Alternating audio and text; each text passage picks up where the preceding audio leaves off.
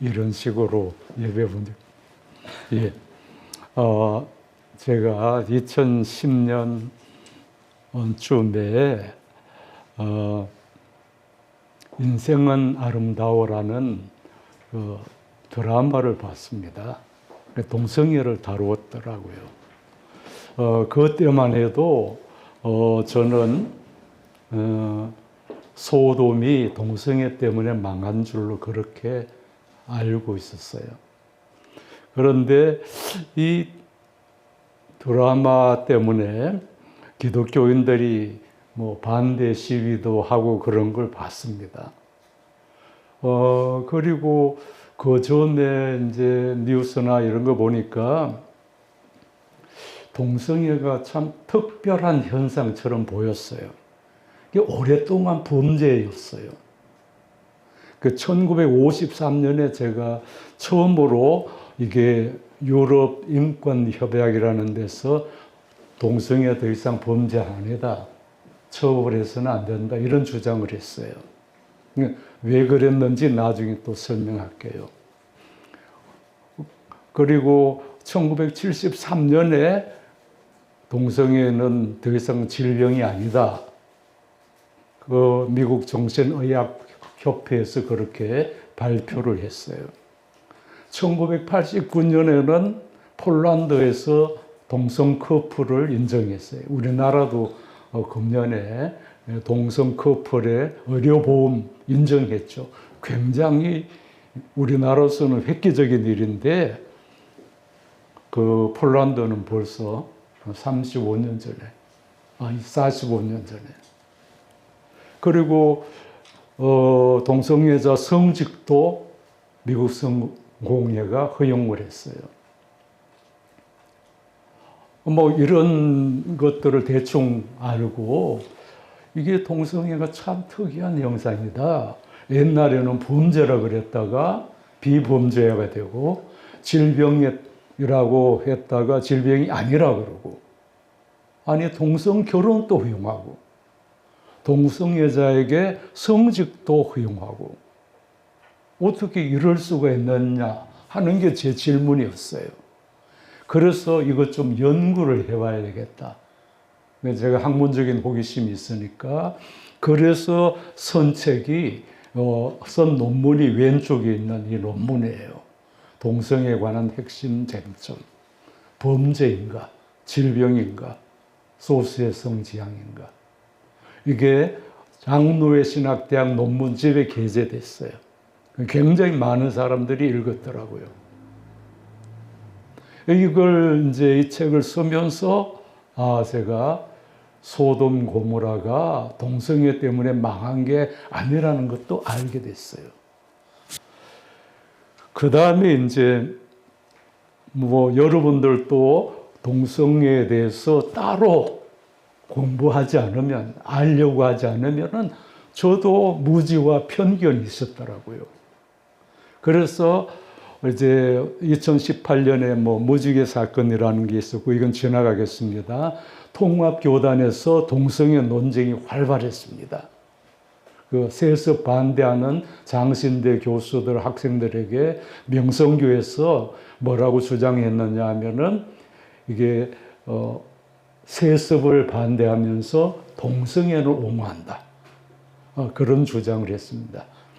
그 다음에 임보란 목사가 기장 목사인데 이단이라고 결의했고요. 제가 오랫동안 이단을 연구한 사람이에요. 그래서 한국 교회의 대표적인 이단 전문가로도 알려져 있어요. 그래서 제가 반박하는 글을 썼어요. 동성애를 옹호하는 게 이단은 아니다. 동성애 최대한 양보해서 성윤리잖아요. 그러면은 그 윤리적인 문제지 교리적인 문제 아니다. 그렇게 이제 반박하는 글을 여기저기 썼습니다. 그 이동환 목사, 그 무슨 동성애 퀴어 축제 축도했다고 출교했잖아요. 이것도 말이 안 되거든요. 여러분, 동성애 죄라고 합시다. 살인은 더 큰 범죄죠. 그럼 여러분 그 살인자, 저도 군대에 있을 때 교도소, 군 교도소 가서 뭐 예배하고 축도하고 그랬거든요. 그럼 살인자들, 교도소에 있는 무기수들, 그 교정 목회하시는 목사님 있잖아요. 예배 보고 축도하잖아요. 살인자한테. 그럼 그거 처벌해야 돼요? 말도 안 되는 얘기예요. 어쨌든 그래서 이제 이런 이제 논문과 글을 썼더니 어떤 신문사 기자가 제 논문과 글을 보고 교수님, 한국 교회가 교수님이 10년 전에 논문 쓴 것보다 오히려 후퇴했습니다. 동성애 문제 심각합니다. 그래서 교수님 책을 하나 쓰시죠. 뭐 지나가는 말로 그렇게 얘기하더라고요. 그래서 쓴 책이 빨간 책이에요. 이 책을 써서 우리 교단에서 제가 교수도 은퇴하고 목사도 은퇴했는데 면직 출교를 당했습니다. 은퇴 목사가 면직 대상도 아니에요, 법적으로. 하여튼 그런 일이 있었습니다. 그리고 이제 여러분이 갖고 있는 거는 개정 정보판이고요. 동성애 때문에 소돔이 멸망했는가? 많은 사람들이 이런 주장을 합니다. 저도 13년 전에는 그렇게 생각했어요. 그리고 10월 27일 다음 주일에 한국교회에서 200만 연합 예배가 있습니다. 거기 핵심 주제가 동성애 악부 철폐하라는 거예요. 동성애 법이 통과되면 전도도 설교도 목사직도 수행할 수 없다. 이거 완전히 가짜 뉴스입니다. 왜 그러냐면요. 동성애 때문에 나라 망한다는데 전 세계에 선진 37개국이 망해야 되는 거예요. 이게 다 동성 결혼을 허용한 나라들이에요. 이 나라에 그 동성애 관해 동성애 허용했는데 설교도 전도도 못 합니까? 아니거든요. 이렇게 이제 한국 교회가 동성애에 대해서 올인을 하고 있습니다. 이 동성애자가 0.3% 때문에 나라 망하지 않습니다. 그런데 이제 동성애 때문에 나라가 망한다는 이런 가장 오래된 가짜 뉴스라고 저는 그렇게 설명을 하는데 왜 이런 주장이 나왔느냐 하면요. 1세기에 필로라는 유대인 철학자가 처음 소돔 고모라는 동성애로 멸망했다. 이렇게 주장했습니다. 그래서 1775년까지 미국에서는 동성애자를 사형에 처했습니다. 아주 끔찍한 사건은 그 히틀러 나치 치하에 동성애자와 유대인은 제국의 적이라 그래가지고 나치가 엄청나게 처형했습니다.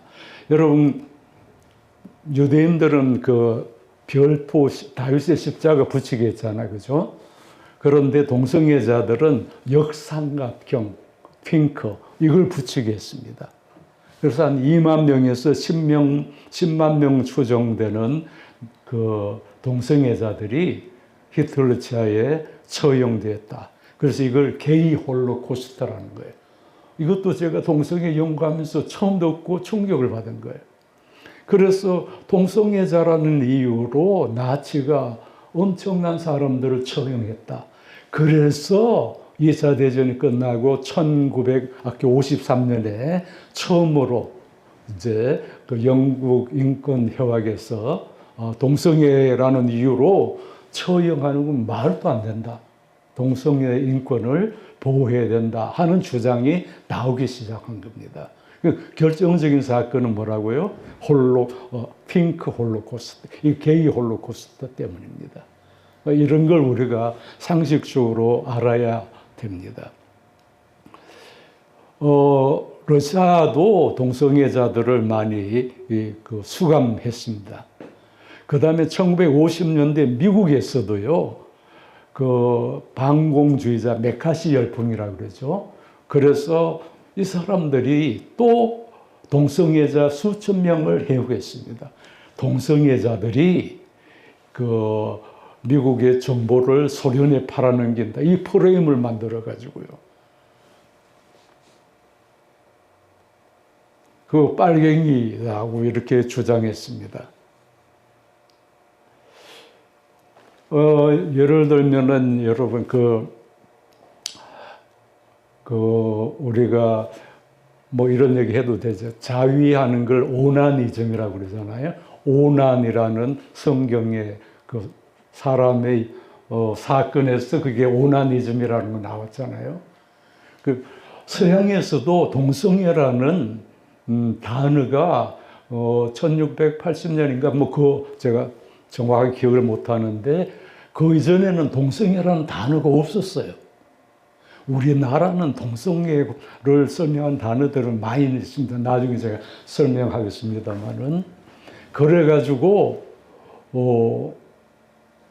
뭐냐 하면은 그 동성애자를 동성애를 소돔이라고 그랬어요. 소돔 행위.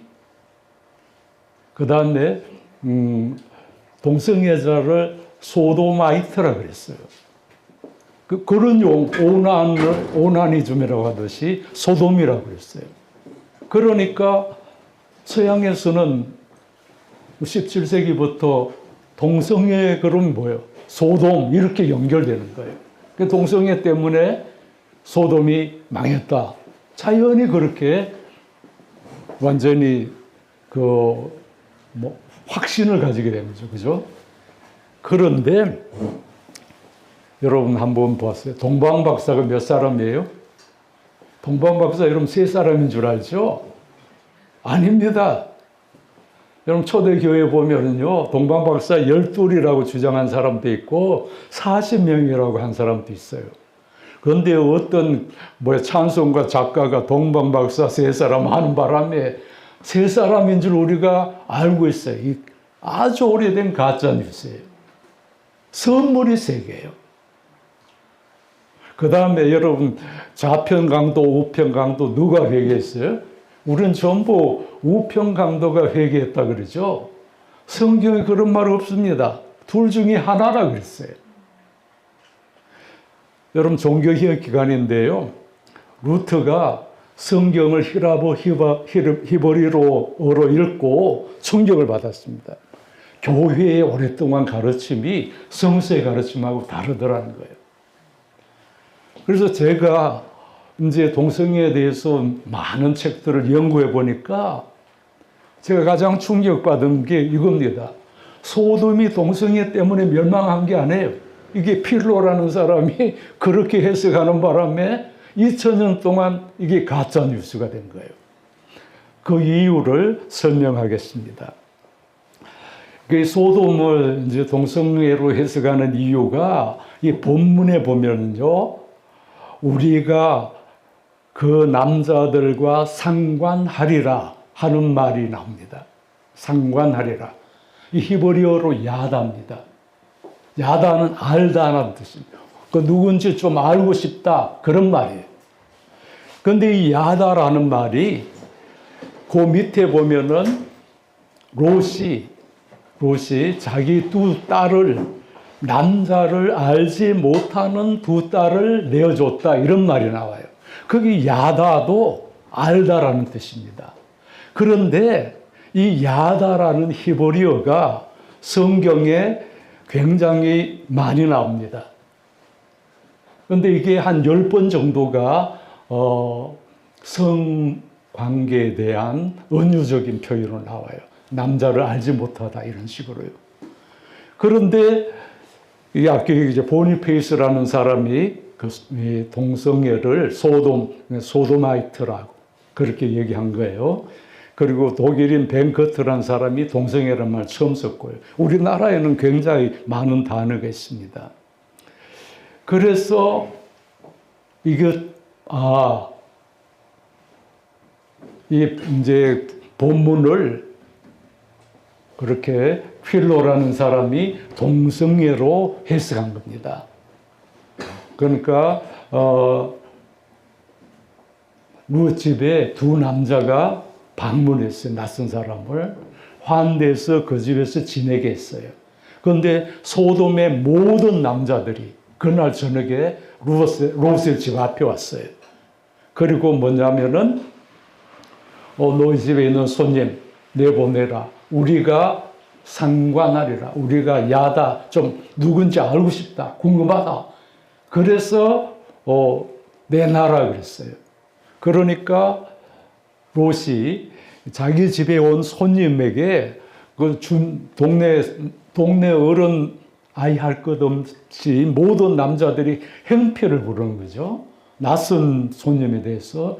그러니까 나그네를 보호하는 것은 주인의 의무라고 생각하고 롯이 뭐라고 얘기하느냐면은 남자를 알지 못하는 두 딸이 있으니까 두 딸 내줄 테니까 이 우리 집에 온 손님은 해치지 말라 이렇게 됐단 말이에요. 그러니까 두 딸을 내주는 게 이것도 성적인 뉘앙스가 있잖아요. 그죠? 그런데 여러분 생각해 봐요. 이게 그 당시에는 이거 뭐냐면은 자기 죄송한 얘기지만은 아내나 딸을 소유물로 여겼어요. 그래가지고 아브라함도 자기가 어려움을 당할 것 같으니까 자기 아내를 루이라고 바로한테 주고 그랬잖아요. 그런 사례는 지금 또 유목문화에는 많이 있습니다.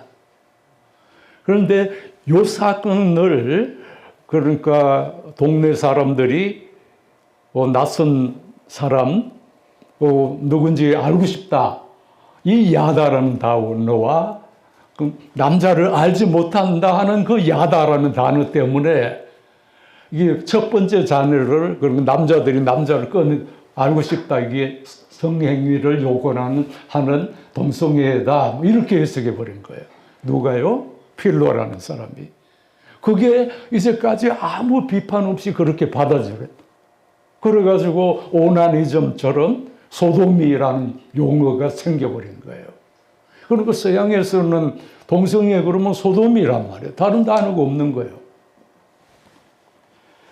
그런데 우리가 이제 다시 다른 관점에서 본문을 한번 봅시다. 여러분, 옛날에 소돔에 많아봐야 인구가 500도 안 됐을 거라는 거예요. 또 귀퉁이 동네 롯의 집에 낯선 사람이 왔어요. 제가 옛날에 고향 시골에 갔더니 한번 간 적이 있어요. 그랬더니 그날 저녁에 동네 사람들이 우물가에서 너희 집에 우리 오촌 당숙집에 갔는데 낮에 온 손님 누구냐 다 궁금해서 물어보는 거예요. 그럼 지금 또요 시골에 가면은 그 낯선 사람들에 대한 여러분 여기 귀총 귀농한 사람들 있잖아요. 그러니까 그 원주민들의 텃세 때문에 지나친 관심 때문에 17%가 도시로 돌아갔대요.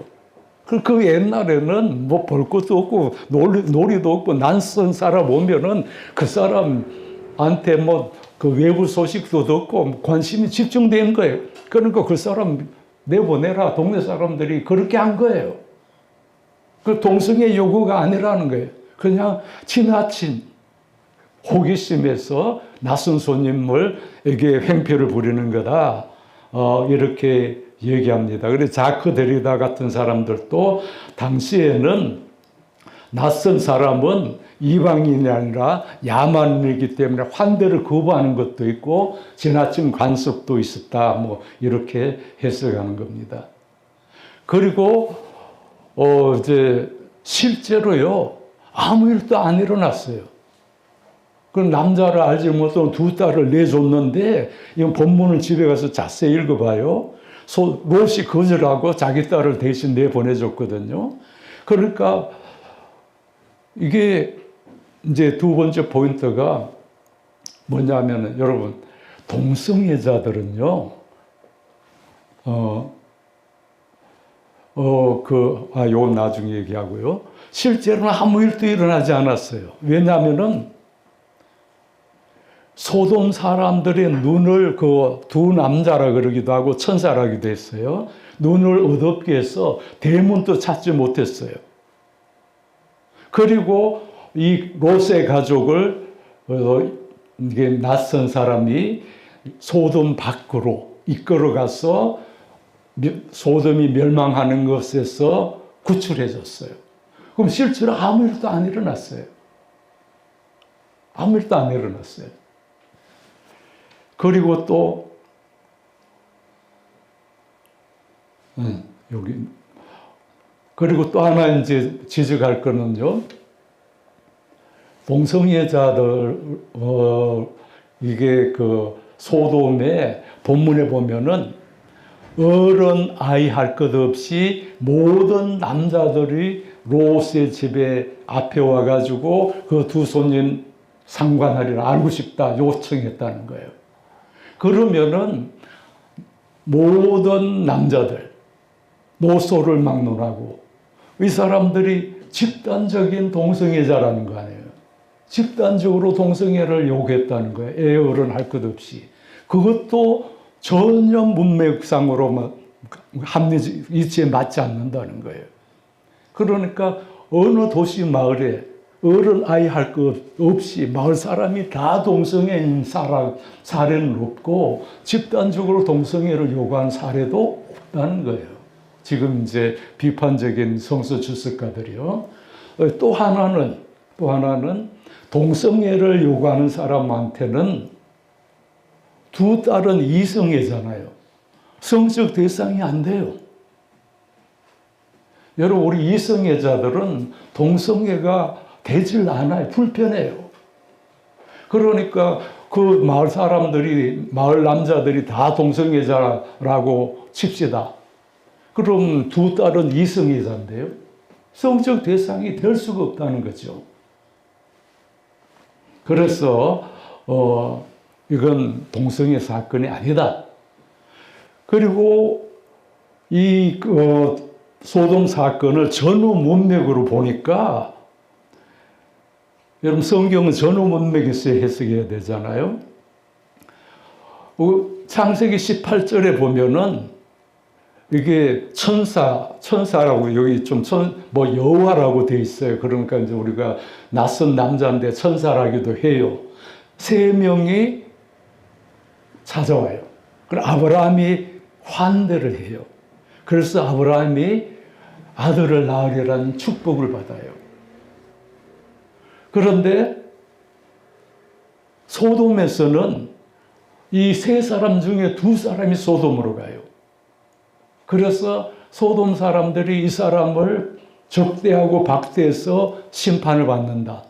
그러나 나그네를 환대해서 아브라함은 축복을 받았고 소돔은 나그네를 박대해가지고 멸망을 했다.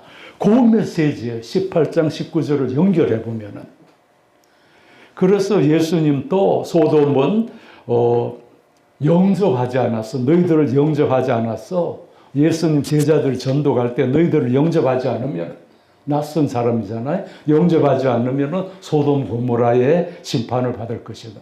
예수님 또 소돔은 나그네를 환대하지 않아서 멸망한 걸로 그렇게 가르친 거죠. 그러니까 좀 더 제가 자세하게 설명하면요. 아브라함이 환대했다는 게 이 7가지 쭉 나와요. 자세하게 나와요. 어떻게 환대했는지. 그리고 그 밑에 보면은 그들이 내년 이맘때에 사라에게 아들이 있으리라. 이걸 누가 했다고요? 낯선 나그네 세 사람이 했어요. 그 자기를 환대해 주니까 축복해 준 거예요. 그리고 그 다음 장면이 뭐냐면은 성경 읽어보세요. 집에 가서. 하나님이 소돔을 멸망하겠다 그래요. 왜? 소돔의 죄악이 심히 크고 무거워서 부르짖는 소리를 내가 들었다. 내려가서 소돔을 이제 심판하겠다 그래요. 그래서 두 천사가 내려가서 소돔이 죄악이 있는지 없는지 내려가 보는 거예요. 요때 무슨 얘기는 아브라함이 그래서 자기 조카가 사는 땅이니까 하나님 보고 딜링을 하잖아요. 예? 의인 50명 있으면은 멸망하지 않을 40명, 30명, 20명 나중에 10명 했다가 아브라함이 자신이 없어가지고 더 이상 말 못해요. 그럼 성경에 보면은 이미 소돔 사건 있기 이전에 소돔은 의인 10명이 없었어. 이미 소돔에 죄악이 심해서 주민들이 부르짖음이 하늘에 닿았고 의인 10명이 없어서 심판하기로 정해진 거예요. 소돔 사건 이전에. 그러니까 성경을 전후 문맥에서 봐야 되는 거예요. 그리고 이제 이 세 천사 중에 두 천사가 롯의 소돔으로 갑니다. 여기도 보면은 아브라함이 환대했던 거하고 똑같아요. 환대의 절차예요. 여러분 집에 가서 성경 비교해 이렇게 딱 돼 있어요. 그리고 이제 그런데 이게 소돔에서는 주민들이 횡패를 거예요. 그리고 뭐 문을 부수고 그리고 롯은 이 손님을 보호하기 위해서 아브라함은 자기를 보호하기 위해서 아내 사라를 바로에게 내줬지만은 롯은 손님을 보호하기 위해서 자기 딸을 내준 거예요. 그리고 실제로 아무 사건도 일어나지 않았어요. 동성애 행위도 없었어요. 그리고 소돔 사람들은 멸망하고 롯의 식구들은 멸망을 피한 거예요. 그래서 이게 이제 다시 요약하면은 이미 롯의 가족이 소돔에 정착하기 전에 이미 소돔은 악했다 하는 거고 그 쭉 나옵니다. 그리고 두 남자 방문 이전에 소돔은 악했다 그런 겁니다. 그래서 소돔 상공과 무관하게 의인이 10명이 없어서 소돔이 멸망했다. 이렇게 최근에는 많은 비판적인 성사학자들이 그렇게 해석합니다. 그런데 아직까지 이게 대부분 사람들은 뭐예요? 소돔은 동성애 때문에 멸망했다. 그걸 마치 불변의 신념처럼 주장해요. 성서를 왜곡하는 거예요. 루트가 성서로 돌아간 건 가라고 주장한 거는 교회에서는 우리 95계장 여러분 읽어보셨어요? 안 읽어보셨죠? 95계장 1번이 뭐냐면은 우리 주님께서 회개하라는 것이 1, 2, 3번이 신부한테 가서 고해하라는 거예요. 야, 이 반문이에요. 주님께서는 회개하라고 했지. 회개라는 것은 우리 전생에 회개라는 건 도덕적으로 뉘우치는 게 아니고 여호와 하나님께로 돌아가는 거예요. 불신앙에서 신앙으로 돌아가는 거예요. 구약에 보면 돌아오라 슈브라는 말이거든요. 그러니까 예수님은 하나님께 돌아오라고 회개를 가르쳤는데 교회는 뭐라고 가르친다는 거예요. 신부한테 고해라고 가르친다는 거예요. 그래서 교회의 가르침이 아니라 성서의 가르침으로 돌아가자 이렇게 주장해서 종교개혁이 시작된 거예요. 그러니까 루트가 그렇게 주장해서 성경을 다시 읽어보니까 우리 주님이 회개하라 그랬지 신부한테 가서 고해하라 안 그랬거든요. 그럼 성서의 가르침대로 해야지 교회 가르침대로 해야 되느냐? 이게 종교개혁의 성서로 돌아가자는 원리입니다. 따라서 지금 또 동성애 때문에 소돔이 멸망했다. 그거는 교회의 교회의 가르침이에요. 그건 필로라는 유대 철학자가 잘못 가르쳤고, 그걸 초대교회가 받아들였고, 그걸 동성애를 소돔이라고 서양 사람들이 그렇게 불렀고, 그건 교회가 이제까지 잘못 가르친 거예요. 그리고 오늘의 핵심은 바로 이 얘기입니다. 그래서 뭐 다른 얘기 많이 있습니다만은 그거는 여러분들이 책을 보시고요. 우선 이제 우리가 성경에는 뭐 하나님이 남녀를 창조했다 그랬지만은 제3의 성도 있어요. 남자도 아니고 여자도 아닌. 현실적으로 존재해요. 간성이라 그러죠. 그래서 0.1에서 1.7%가 있고 뭐 이런 거 다 지나가고요.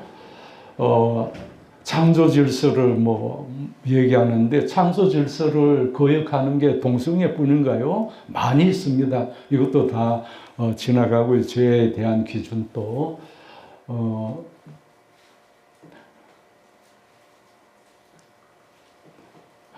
재미있는 거는 예수라면 동성애자를 어떻게 대했을까? 이게 조사해 보니까요.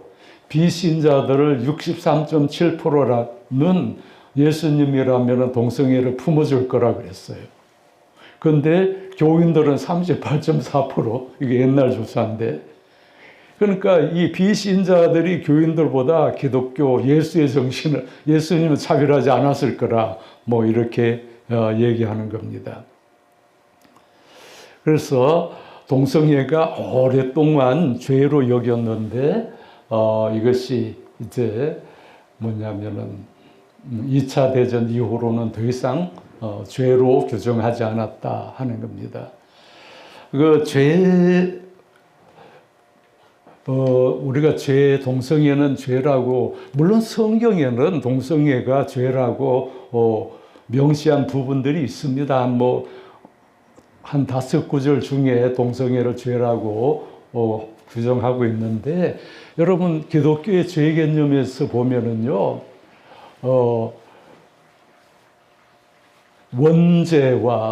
원죄와 자범죄라는 게 있습니다. 원죄라는 건 절대적인 기준이에요. 우리 모두 다 죄인입니다. 여러분 높은 산에서 보면은 키 큰 사람이나 적은 사람이나 다 똑같잖아요. 차이가 없습니다. 그럼 하나님의 절대적인 기준에 보면은 우리가 다 죄인이에요. 그런데 죄라는 건 이런 절대적인 기준이 있을 뿐만 아니라 상대적인 기준도 있어요. 여러분 키가 1m 50하고 2m는 50cm 차이라요. 높은 산에서 볼 때는 아무런 차이도 없지만은, 그러나 가까이서 보면 키 50cm 차이는 엄청난 차이예요. 제가 학생들한테 늘 수업하기 전에 그런 얘기를 했습니다. 여러분들이 모르면 얼마 모르고 내가 알면은 얼마나 알겠냐? 하나님 볼 때는 여러분이나 나나 모르긴 지식이 그 차이가 없다. 하나님의 절대 기준에 보면은. 그러나 상대적으로 평가해보자 말이에요. 여러분 중에는 책을 한 권이라도 쓴 사람 없지, 신학책. 그럼 나는 20권 이상 썼어. 그럼 한 권도 안 쓴 사람하고 20권 이상 쓴 사람은 차이가 있지. 그렇잖아요? 그러니까 우리가 두 가지 기준이 필요해요. 절대적인 기준, 우린 죄인이다. 그러니까 상대적인 기준. 여러분, 속도 위반하고 과실치사하고는 엄청난 차이가 있습니다. 그 두 가지 죄에 대한 기준을 가져야 돼요. 그런데 기독교인들이 보면은요, 이 기준이 없어요. 절대적인 기준. 어떤 교회 장로님이 건축하면서 공금을 엄청나게 수천만 원 횡령했어요. 들통났어요. 재직회에서 우리 다 죄인 아닙니까? 용서해 주십시오. 다 같은 죄인이에요? 하나님 보기에는 그렇죠. 그러나 교회의 규범상 몇천만 원 횡령한 거는 엄청난 죄예요. 이 두 가지 개념을 분명하게 가져야 돼요. 그래서 절대적인 기준과 상대적인 기준이 있어요. 그 다음에 이제 죄라는 건 또 하나 있는데요. 뭐냐면은 종교적인 죄가 있어요. 그게 시인이라고 그래요. 도덕적인 죄가 있어요. 그 다음에는 사법적인 죄가 있어요. 그래서 이것도 차원이 달라요. 여러분, 종교적으로는 뭐예요? 음욕을 품어도 죄잖아요. 두 벌 옷을 취해도 죄예요. 그러나 음욕을 품는 것이 도덕적인 죄는 아니에요. 그죠? 사법적으로는 그건 처벌도 못해요. 예전에는 간통도 이거는 뭐예요? 종교적인 또 죄죠. 그죠? 도덕적으로도 죄였어요. 사법적으로도 처벌했어요. 지금은 안 해요. 간통죄 없어졌어요. 그죠? 그렇기 때문에 우리가 또 하나 더 이제 개념적으로 설명하면 본질적인 죄와 비본질적인 죄 이렇게도 나눕니다. 그 본질적인 죄는 뭘까요? 종교적으로도 또 윤리적으로 도덕적으로도 사법적으로도 죄인 것은 본질적인 죄예요. 여러분, 성폭행, 살인, 강도 이런 건 뭐예요? 종교적으로도 죄예요. 윤리적으로도 죄예요. 사법적으로도 죄예요. 그런 죄가 본질적인 죄예요.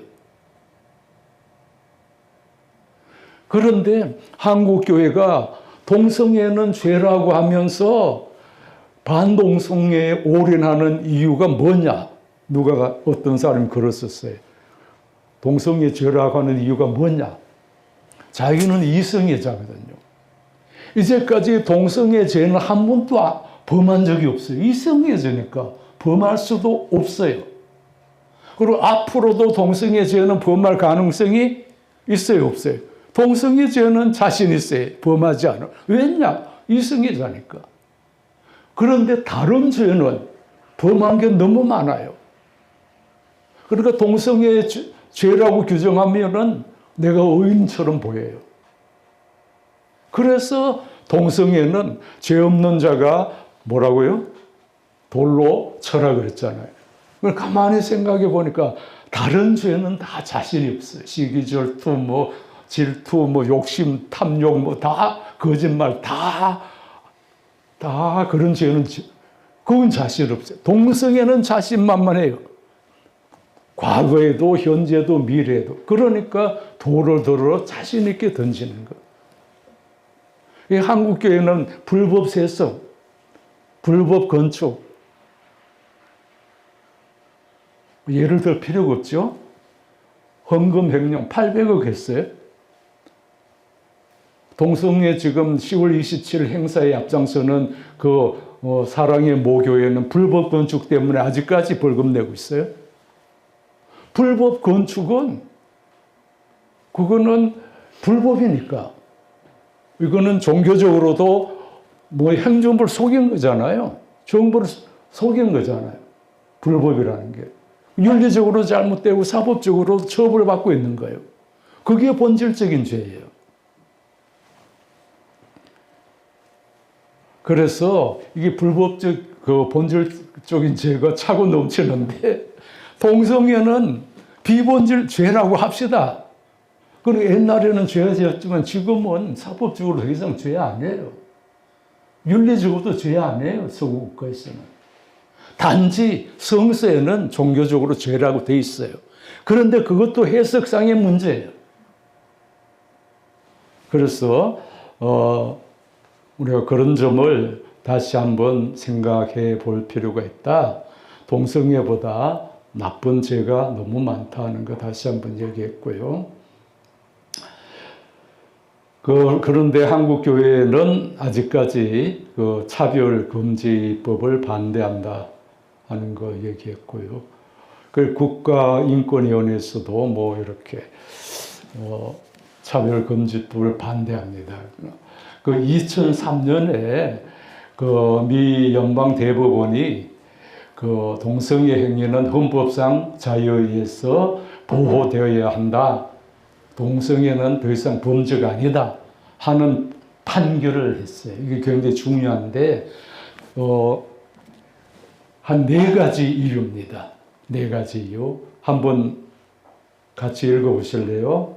1. 제3자에게 해를 끼치지 않는 사적인 성행위이며 동성애 처벌로 인한 정당한 국가의 이익이 없으며 더 이상 공공의 지지를 받을 수 없으며 헌법상의 자유와 평등의 원칙을 위반한 것이기 때문에 동성애 금지는 위헌이다. 그리고 2015년에는 어떻게 했어요? 미국은 동성 결혼을 합법화했어요. 전 주에서. 그래서 이처럼 이제 동성 결혼이 합법화되기 시작했어요. 그래서 현재는 이제 37개국이고요. 피보유형자이고 그리고 2015년에 미국에서 동성 결혼 합법화해가지고 화이트하우스에 무지개로 이렇게 조명하고 이걸 축하했어요.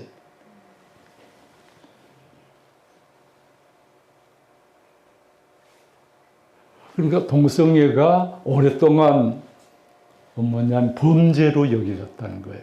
그런데 오늘날 대부분 선진 국가에는 동성애가 더 이상 범죄, 이게 굉장히 특이한 현상이죠. 살인, 강도는 여전히 범죄예요, 그죠? 근데 뭐냐면 불륜이라는 간통이나 동성애는 이제 범죄가 아니에요. 그 다음에 오랫동안 동성애는 또 질병으로 여겨졌어요. 그래서 전환 치료를 해야 된다고 많은 사람들이 주장했어요. 프로이드가 이게 정신질환으로 규정했어요. 그전에도 다 질환으로 여겼지만 대표적으로 1942년까지만 해도 치료할 수 있는 질환으로 여겼어요. 52년에 처음으로 이게 정신장애로 규정했습니다. 그러다가 그러니까 이때만 해도 동성애자들은 전환 치료를 받아야 했어요. 장애니까. 여러분 인류를 변화시킨 4개의 사과 얘기 들어보셨죠? 아담의 사과, 윌리엄 텔의 아담의 사과는 종교, 윌리엄 텔은 뭐예요? 인권, 뉴턴은 뭐예요? 과학. 여러분 우리나라 세계에서 최초로 컴퓨터를 만드는 사람이 앨런 튜링이라는 사람이 잘못 썼는데 튜링이라는 사람이 컴퓨터 과학의 아버지라고 그래요. 이 사람이 애니그마라는 최초의 컴퓨터를 만들어서 영화도 나왔죠, 그죠? 독일에 암호를 해독해가지고 2차 대전을 조기 종식시키고 수백만을 구한 사람이에요.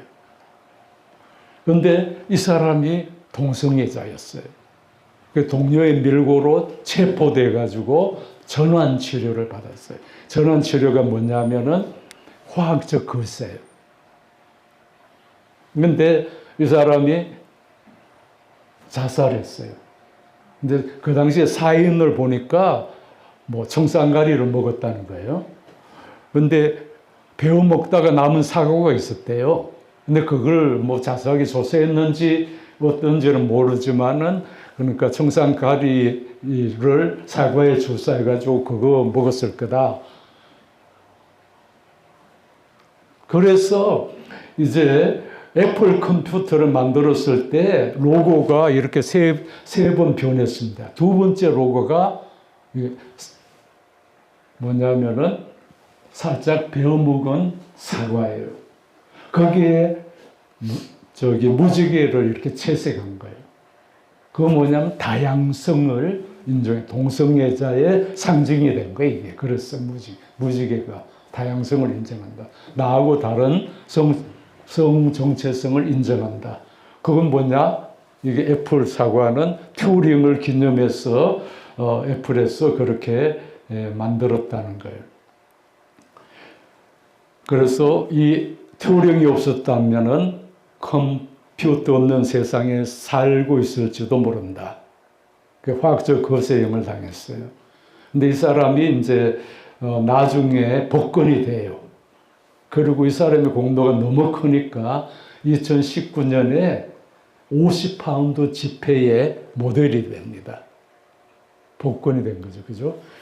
그러면은 여러분들 동성애자 반대하는 사람은 이게 튜링이 만드는 온갖 종류의 컴퓨터 그거 좀 그렇잖아요. 사용하지 못하게 해야 되는 거 아닌가 싶은 생각이 들 정도입니다.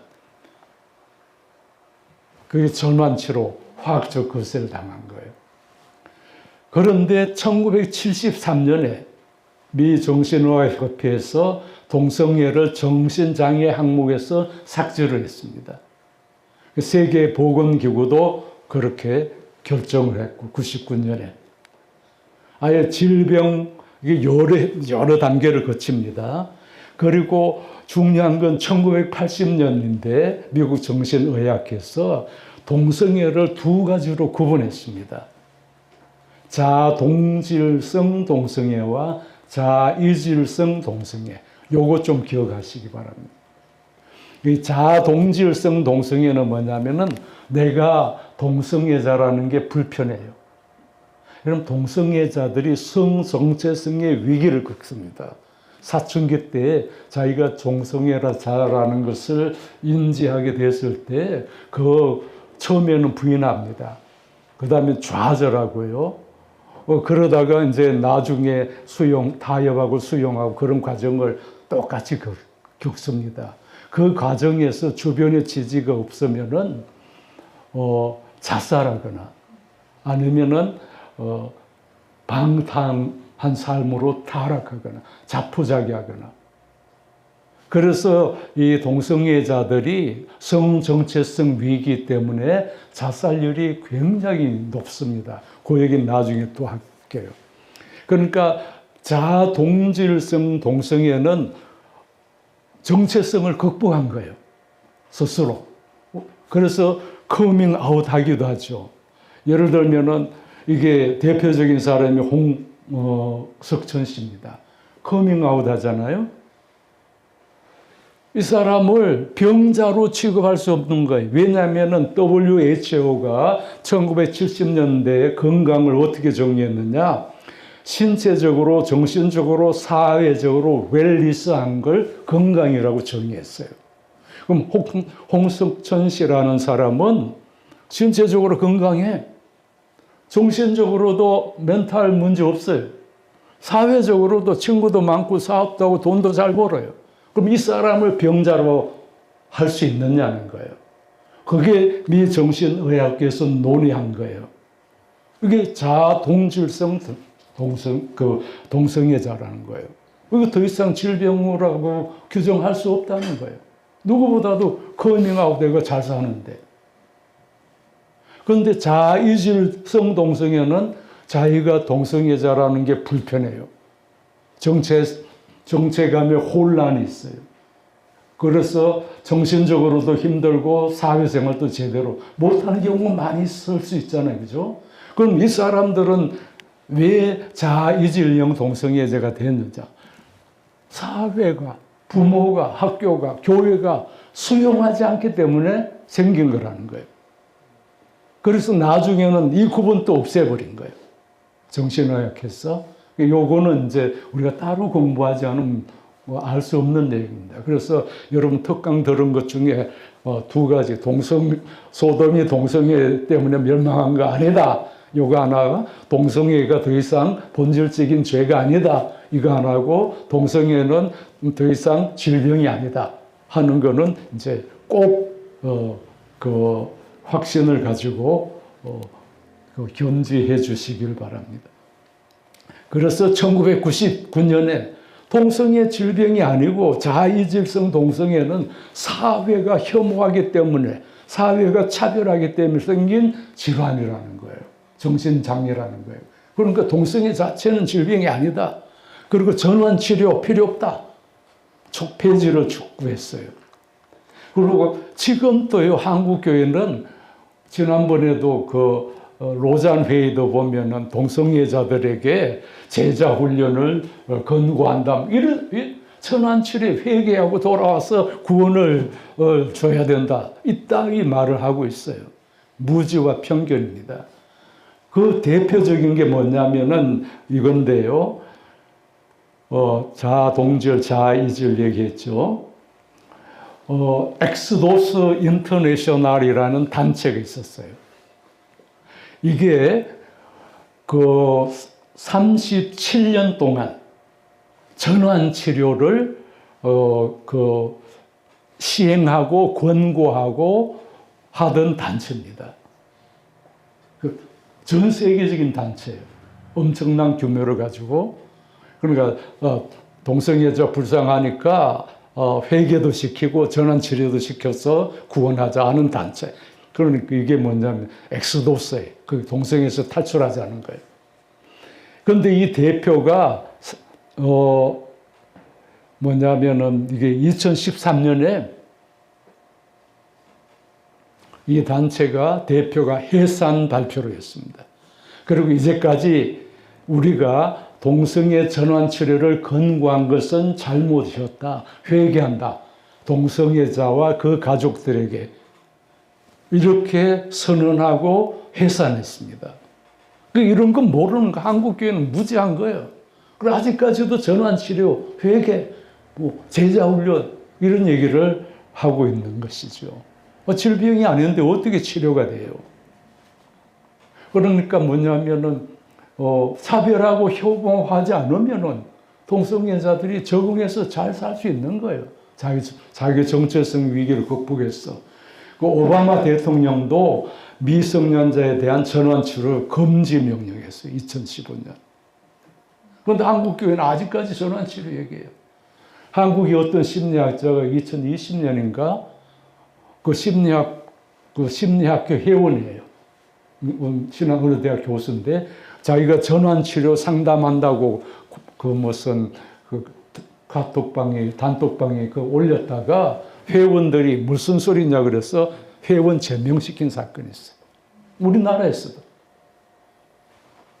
그러니까 이런 거는 이제 법학자들은 다 알아요. 동성애가 더 이상 범죄가 아니라는 거. 그 다음에 가족의 다양성을 인정해야 된다는 거. 그래서 동반 가족, 우리는 또 동반 가족을 인정했어요. 법학자들. 또 의사들도 다 알아요. 동성애는 질병이 아니다. 그러니까 일부 무식한 나이 많은 의사들이 그 동성애 질병이라고 떠드는 사람이 있긴 있더라면은요. 하여튼 그렇습니다. 그래서 전환 치료는 폭력이다. 이건 재밌는 흑인을 백인으로 바꾸려고 옛날에 막 그랬잖아요. 실제로 그거하고 똑같은 무모하고 어리석은 짓이다. 그래서 기독교에서도요 동성애를 입교를 허용하는 교단이 그 32개고요. 성직을 허용하는 교단이 26개 교단이고요.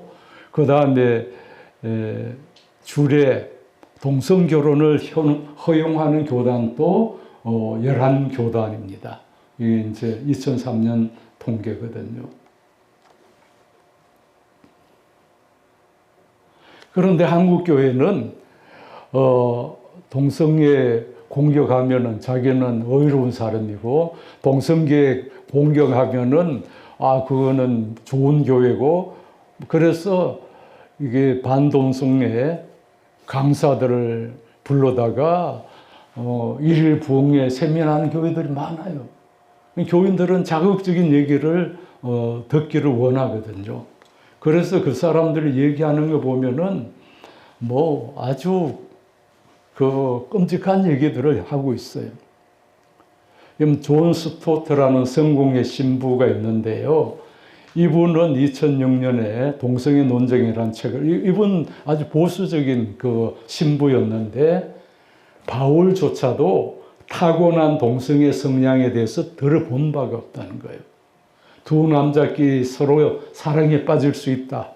결혼에 비교될 정도로 깊이 사랑하다가 안정적인 관계. 다시 말하면 지속적이고 인격적인 그런 사랑의 관계를 동성 간에도 가능하다는 걸 바울조차도 몰랐다는 거예요. 우리도 그걸 몰랐죠, 예전에는. 그러나 지금은 주변에 그런 사람들이 많이 있는 거예요, 선진국가에서는. 그래서 동성애에 대한 차별, 혐오 이거 하지 말아야 된다 이렇게 주장했습니다. 그 빌리 그람 같은 보수적인 목사도요, 레리킹 쇼에 나와가지고 날 때부터 동성애자는 날 때부터 동성애자다. 이거는 뭐 바꿀 수 있는 게 아니다. 뭐 그런 뜻으로 얘기한 거예요. 자기는 동성애 친구 많다. 이런 얘기를 했다가 배교자라고, 대배교자라고 비난을 받았다는 그런 기사가 있습니다. 그런데 이게 존 스토트 목사하고 빌리 그람 목사가 로잔 제1회 로잔 대회의 공동대표입니다. 그런데 한국교회에서 작년에 4차 로잔 대회 있었거든요. 여기 핵심 주제는 동성애입니다. 동성애 반대예요. 왜냐하면 그 온누리교회 목사님이 이 동성애 반대 1인 시위 했던 사람이에요. 이 반동성애자들이 뭐라고 얘기했냐면, 성소수자 차별금지법이 통과되면 설교도 못하고, 목회도 못하고, 공무원도 동성애에 반대하는 사람은 공무원도 될 수 없고, 사회생활, 이게 다 가짜 뉴스입니다. 그리고 더 나아가서 뭐라고 그런 줄 알아요? 동성애는 좌파혁명의 도구다는 거예요. 왜 이런 주장을 턱강에서 해요, 이 사람들이 교회 돌아다니면서. 무슨 얘기냐면요, 이제 6.3 사태, 프랑스 6.3 학생 사태에서 신좌파가 나왔다는 거예요. 그러니까 소련과 이제 중공이 무너졌잖아요. 그러니까 자본주의, 공산주의가 실패했다는 거예요. 그래서 네오마크시스트들이 구공산주의가 왜 실패했느냐? 소련 중공이 왜 실패했느냐? 공산주의의 핵심은 사유재산 철폐인데 사유재산이 가족을 통해서 상속되더라는 거예요. 그래서 공산주의 혁명이 실패했다는 거예요. 그러면 사유재산을 철폐하려고 그러면 어떻게 해야 돼요? 신좌파들이 가족을 해체시켜야 된다는 거야. 그럼 가족을 해체시키기 위해서는 어떻게 해야 되나? 동성애를 퍼뜨려야 돼. 그래서 동성애 합법화 운동에 나섰다. 이런 주장을 하는 거예요, 이 목사들이. 이 반동성애주의자들이. 이 말도 안 되는 얘기예요. 여러분, 동성애자들도요, 그 양자를, 입양을 통해서 가족을 유지해요. 여러분, 우리가 출산율 저하되는 게 동성애 때문이에요. 다른 데 이유들이 세고셌어요. 그래서 이게 좌파 프레임으로 그렇게 주장합니다. 그 다음에 이제 진화론자들이 뭐냐면은 인간은 동성애가 자연스러운 거다. 진화 과정에서 자연스럽게 동성애 성향을 갖게 됐다. 그러니까 진화론 또 사잡아서 비판하는 거죠. 그리고 실제로 이제 진화론자들이 그런 주장을 해요. 우리가 진화 과정에서는 양성생식을 하다가 아니죠. 동성생식을 하다가 양성생식으로 분리됐다. 그런 얘기를 하는 사람도 있긴 있지만은 그런 식으로 주장합니다. 자, 가족을 파괴시키기 위해서 동성애를 주장한다. 그래서 심지어 이제 안창호 같은 국가인권위원장도 차별금지법은 공산주의 혁명에 이용될 수가 있다. 이런 허튼 소리를 하고 있습니다.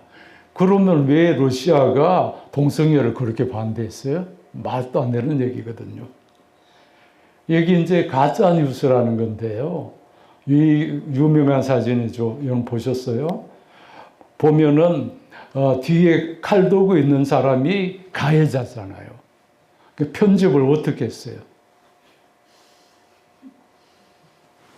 여기 그 다음 페이지 보세요. 그 다음 페이지 까만 걸 앞에 놓고 보면은 어떻게 돼요?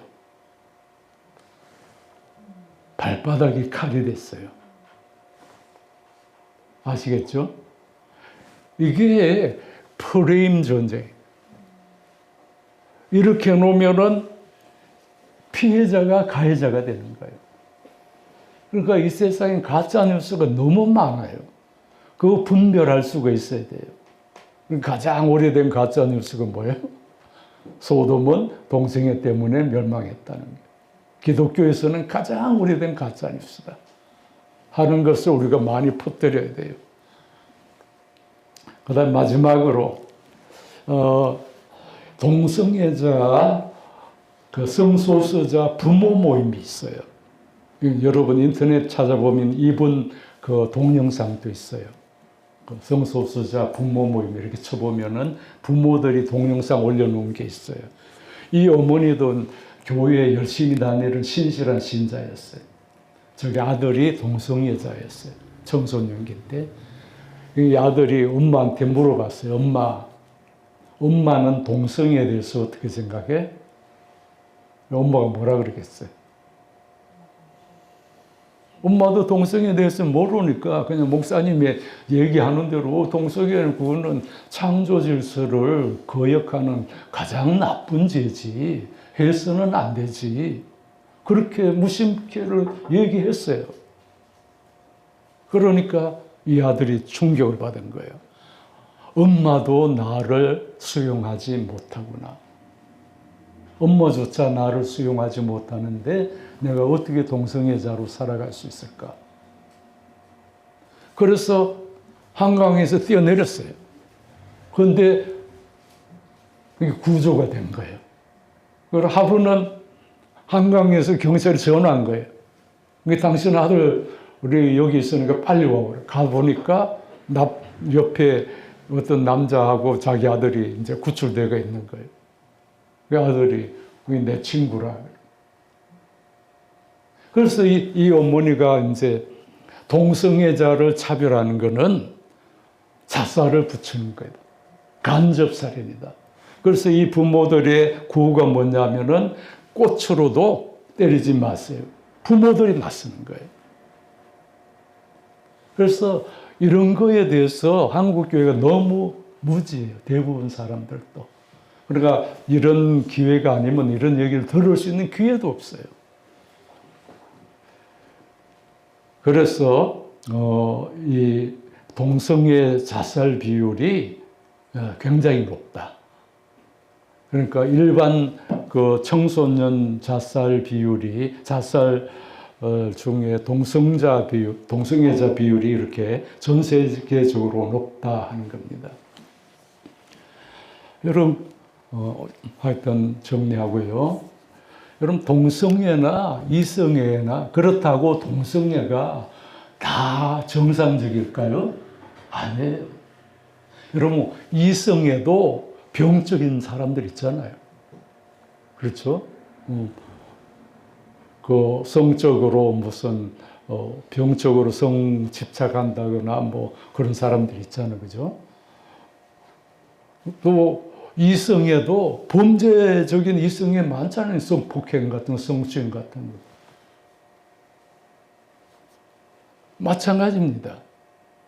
동성애도 병적인 동성애 있어요.